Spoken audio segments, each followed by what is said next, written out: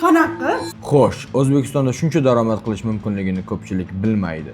Bu esa Amerika logistikasi. Pul topkunish mayirga tegib ketaman. Qarzingni qachon berasan? Realistik tarafdan qaraydigan bo'lsak, 1 yil experience bilan logistika sohasida quyidagi daromadlarga chiqish mumkin. Dispatch sohasi, yuk topish, broker bilan ishlash va driver management.